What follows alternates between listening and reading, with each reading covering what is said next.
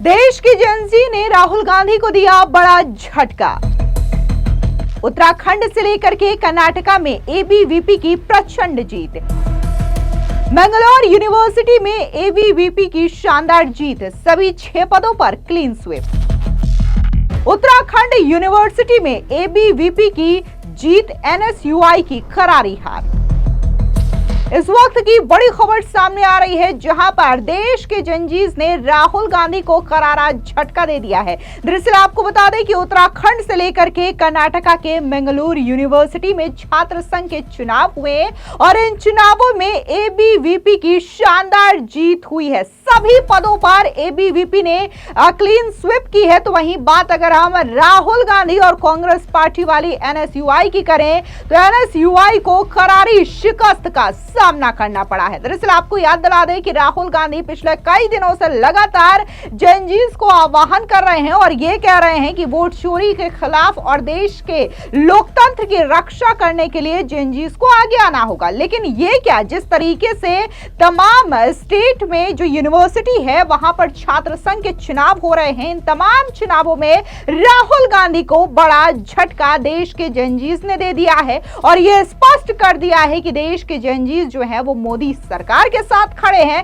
राष्ट्रवाद के साथ खड़े हैं। फिर चाहे हम जेएनयू की बात करें, असम यूनिवर्सिटी की बात करें, पंजाब की बात करें, उत्तराखंड की बात करें, पटना से लेकर के कर्नाटका, हैदराबाद यूनिवर्सिटी, ये तमाम जो यूनिवर्सिटी के छात्र संघ चुनाव हुए हैं, इन तमाम चुनावों के अगर हम नतीजे देखें तो इसने एक चौंकाने वाला विश्लेषण देखने को मिलता है, जिसमें राहुल गांधी को बड़ा झटका लगता है और एबीवीपी की शानदार जीत होती है। आपको बता दें कि उत्तराखंड अधीनस्थ सेवा चयन आयोग पेपर प्रकरण और भर्ती परीक्षाओं में अनियमितताओं को लेकर के विपक्ष व कुछ संगठनों ने लगातार सरकार की नीयत पर सवाल उठाए। इस बात को उछाला गया कि उत्तराखंड का युवा वर्ग सरकार से नाराज है और उसके खिलाफ सड़क पर उतर चुका है। लेकिन प्रदेश के 100 से अधिक महाविद्यालयों में हुए छात्र संघ चुनावों के नतीजे इस धारणा से बिल्कुल उलट तस्वीर को पेश करते हैं। एबीवीपी बीजेपी का अनुशासन संगठन है और संगठनात्मक दृष्टि से बीजेपी की जड़ें विश्वविद्यालय और कॉलेज कैंपसों तक फैली हुई है। ऐसे में उत्तराखंड के पेपर प्रकरण सामने आने के बाद यह बात उठने लगी थी कि इस बार चुनाव में युवा अपनी वोट की ताकत से बीजेपी को जवाब देगी। इस चुनाव में बीजेपी की हार निश्चित है, लेकिन छात्र संघ चुनाव में मिली भारी जीत का यह पुख्ता करती है कि छात्रों के बीच बीजेपी और उसकी सरकार को लेकर के कोई व्यापक नाराजगी नहीं है। अखिल भारतीय विद्यार्थी परिषद यानी कि एबीवीपी को मिली बड़ी जीत और ऐतिहासिक जीत यह स्पष्ट कर दिया है कि प्रदेश के कॉलेज और यूनिवर्सिटीज के छात्र, खास तौर से जेनजीज, बीजेपी की विचारधारा और उत्तराखंड के मुख्यमंत्री पुष्कर सिंह धामी के नेतृत्व वाली सरकार की नीतियों पर भरोसा रखते हैं। चुनाव परिणाम यह भी बताती है कि छात्रों के बीच सरकार के प्रति विश्वास की स्थिति विपक्ष के आरोपों से कहीं अलग है। अब जिस तरीके से उत्तराखंड विश्वविद्यालय में एबीवीपी की शानदार जीत हुई है, तो इसको लेकर के उत्तराखंड के मुख्यमंत्री पुष्कर सिंह धामी ने खुद तमाम कैंडिडेट को जीत की बधाई भी अपने सोशल मीडिया साइट एक्स पर दिया है।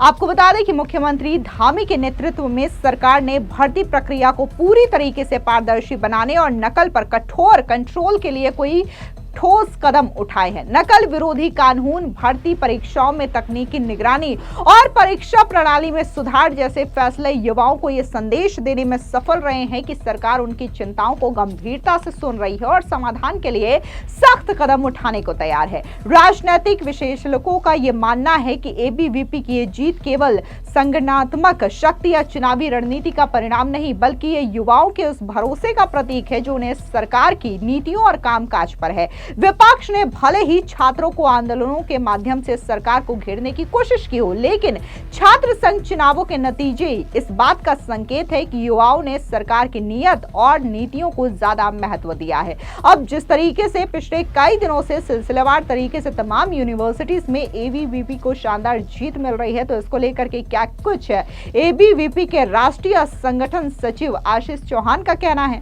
सुनिए। Ashish Chauhan, national organising secretary ABVP. In reference to the Delhi University Students' Union elections, there was this whole conversation which was about how Gen Z would actually stand and where they actually present their views for.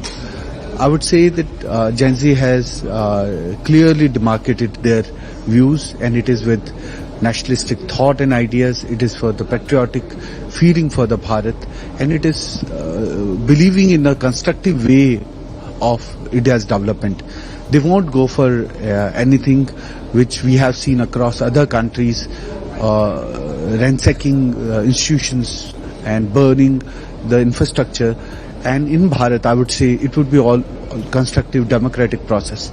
So in that light, the Delhi University Students' Union elections, these come out in thorough, clear demarcation and clear vision that these elections are away from so-called vote chori, away from EVM hack and these kind of allegation. And it is, as we told yesterday through our social media platform, it is about dil ki chori. Matlab you win the hearts. You have worked tirelessly among students, and it is this very aspect which works for the society. In the larger context, yes, the national leadership, whether it is Prime Minister Modi or the overall idea of Sangha for that matter, believes in total devotion for the nation, devoting each and every hour, moment of their life for the nation, and that's why people of Bharat have supported it, stood for it, and this is how it differs from the perspective of Mr. Gandhi. I can say very well on that point. इसके अलावा BJP के राष्ट्रीय महासचिव तरुण चुग का बयान भी सामने आया। क्या कुछ उन्होंने एबीवीपी की शानदार जीत पर कहा, सुनिए। पहले पंजाब, फिर दिल्ली और अब दक्षिण में हैदराबाद विजय।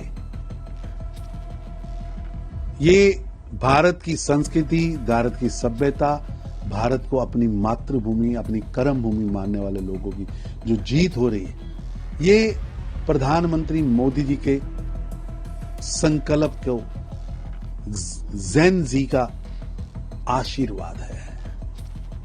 भारत की जेन जी किसी विदेशी आका के टूल किट पर नाचने वाली पीढ़ी नहीं है, बल्कि आत्मनिर्भर और सशक्त भारत का निर्माण करने वाली जिम्मेदार, समझदार, मेहनत कश पीढ़ी है, जो प्रधानमंत्री मोदी जी के विकसित भारत के संकल्प को अपनी मेहनत की प्रकाष्ठा से पूरे विश्व में चमक व दमक बढ़ाने के लिए काम करने वाली पीढ़ी है। और निश्चित रूप से विकसित भारत का संकल्प पूरा होगा और ये जेन जी इसका इंजन बन के काम करेगा। फिलहाल इस पूरी खबर पर आपकी क्या राय है, कमेंट सेक्शन में जरूर बताएं। धन्यवाद।